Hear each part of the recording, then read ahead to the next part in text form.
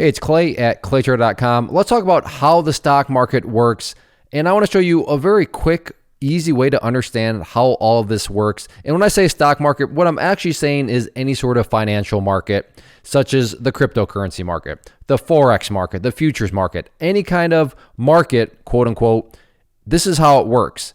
And another market that exists out there is the car market.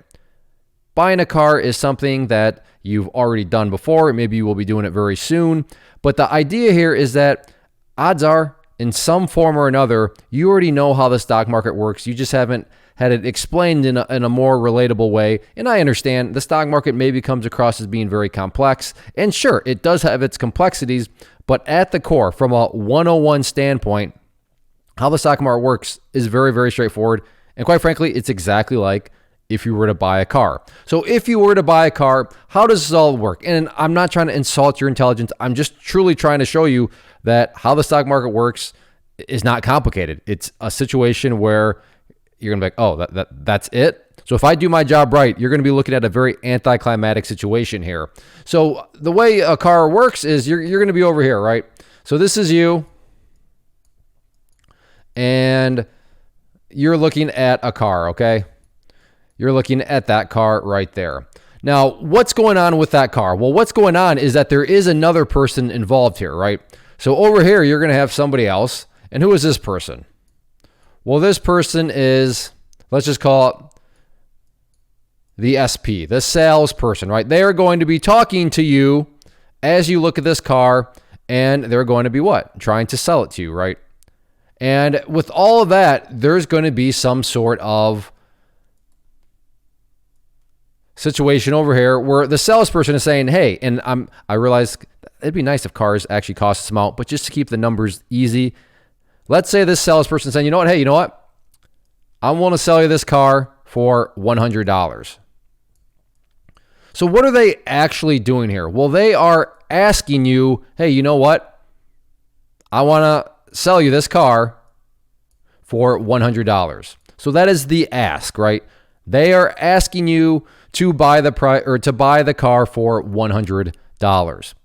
Now, in this situation, and once more, if you've been part of this, you know that when you go into a car dealership, you're dealing with the SP, the salesperson, there can be some negotiating. So maybe you are sitting here saying, well, yeah, I know you're asking $100. I know that's the price is $100, but I'm just not there with you. I want $75.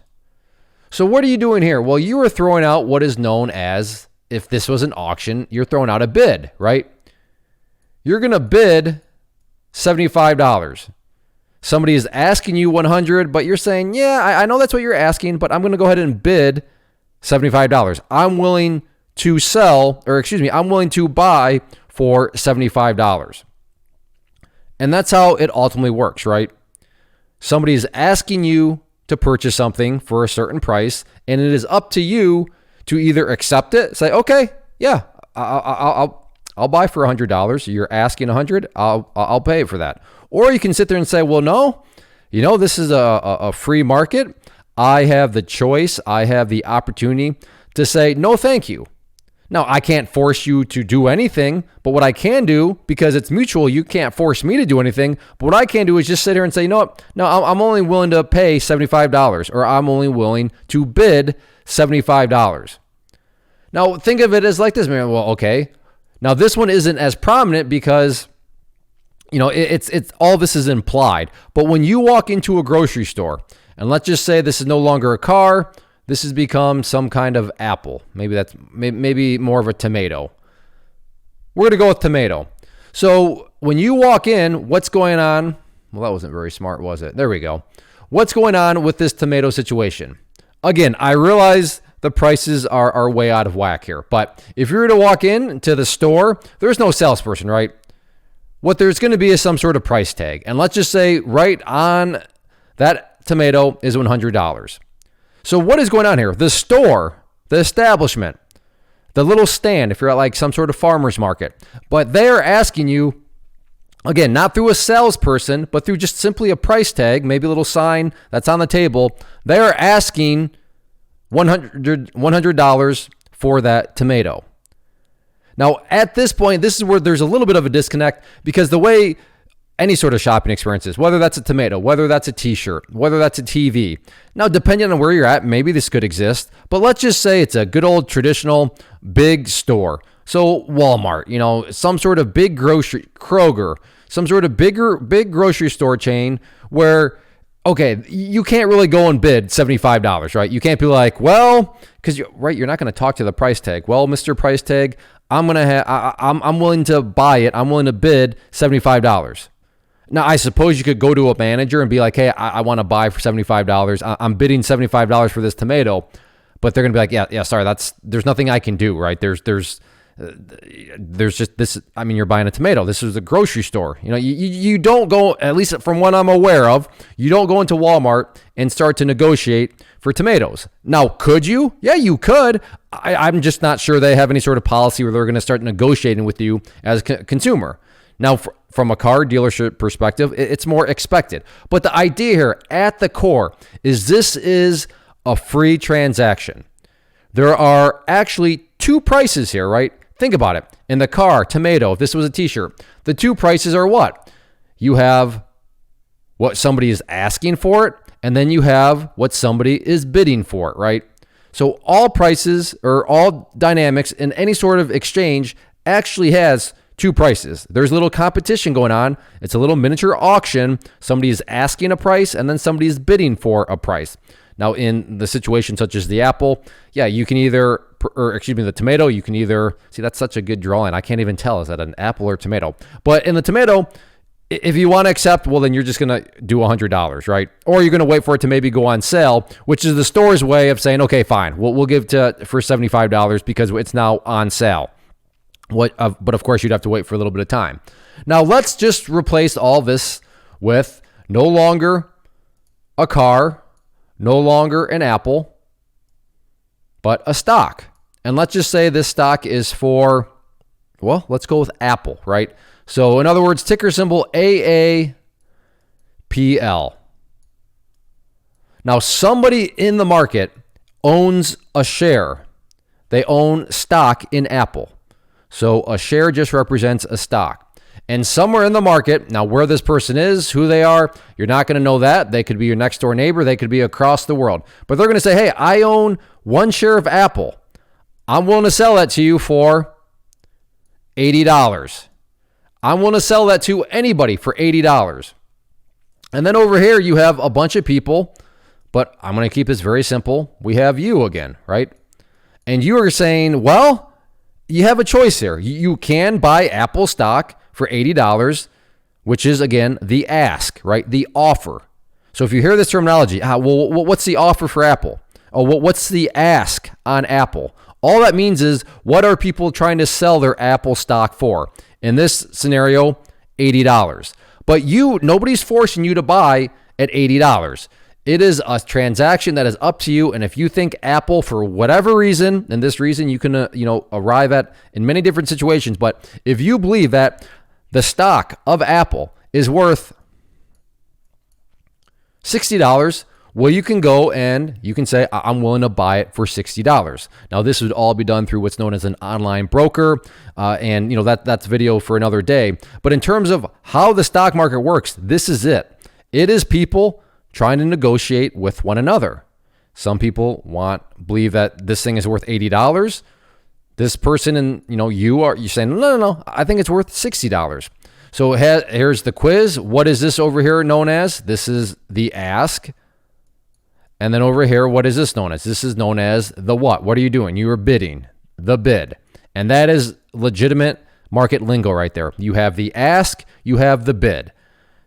When I was getting started, I remember, the terminology, wait, what? But when you just stop and think about it, the terminology is very straightforward. The ask is just simply what somebody's trying to sell their stock for. The bid is what somebody's trying to buy it for. And if you eventually decide, I changed my mind. I think Apple is worth $80. Well, then you can go and boom, buy stock for $80. Maybe you're like, well, I think it's more $75. Okay, then that's fine. That now becomes $75. You're still, You're no longer bidding $60, you're bidding $75. And this quote unquote auction, once again, is all being done within your online broker. But that's how the stock market works. It's like any other sort of financial transaction out there. Maybe not even a financial transaction, just it's an agreement, right? You could go to your neighbor and say, hey, I want to cut your lawn if you're willing to, shovel my driveway, right? There's some sort of negotiation taking place where you got to find a balance of value. And that's what's going on here. You have an attempted balance of value, but that's all the stock market is, or that's all any financial market is. It's people exchanging what they believe to be a good value, a bad value, but everything is free of choice, and nobody's forcing you to buy Apple stock at $80. And you can't force that person to sell you Apple stock at $60. You got to reach some sort of an agreement, and that's how it all works. It's one big auction. It's just like buying a car. It's just like not like buying an apple per se or a tomato, because you do have it's kind of implied that you're not going to go and start to negotiate with the price tag, but you get the general idea. So that's as straightforward as it is. Picture this when you're looking at a stock, you're trying to think, okay, how does this all work? Just like buying a car. All right. That's really the quickest way to understand all of this. And I hope this helps. Obviously, if you're watching this video, you're a beginner to the markets, so welcome. As somebody that's been in the market for years now, you're going to love it. I'm glad that you're watching this sort of video to try to start to get started on things. Now, as far as other dynamics of how the stock market works, I'll put some links below to other videos I've done in my 101 series that'll kind of talk about more about, okay, what is the stock? What's the purpose? What exactly is going on with the stock market? Okay, I understand how the stock market works in the sense of, okay, it's just one big transaction. It's one big negotiation. I understand that. But I mean, what are you negotiating over? What is the stock? What is the stock representing? So like I said, those sorts of questions, I'll put links down below, and you can go and watch some of my other 101 videos. But as far as how the stock market works, you have it right here. It's just a simple negotiation between somebody that's selling, they're asking for a price, and then that's somebody that's buying, they're bidding on a price. First off, thanks so much for watching the entire video. Real quick, before you go, I want to invite you to a live webinar, web class, training, workshop, online event, whatever you want to call it, but it will be me live revealing to you what I've discovered that has allowed me to transform myself from being an employee to being my own boss, including how I had only one losing day out of 73 days in total. I'm going to cover 3 keys that have helped me unlock profitable consistency within the markets. The first key is super weird, but in a productive type of way. The second key is super awesome because it quite literally is wired into our DNA as humans, making it very easy to use. But in a cruel way, this becomes a pitfall for many traders. I'll explain it all though, including how to avoid the pitfall that it creates for some. And yeah, the third key, when you hear it, sounds way too good to be true, but it's not, and I'll show you how it all works. Then at the end, I open it up for a question and answer session that is, again, totally live. Even if you can't make the live session, please still sign up as it will be recorded, and you can go back and watch the replay that I will send you.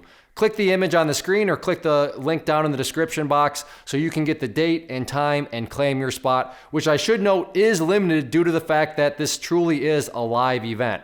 If you have any questions, let me know. If not, I'll be seeing you soon.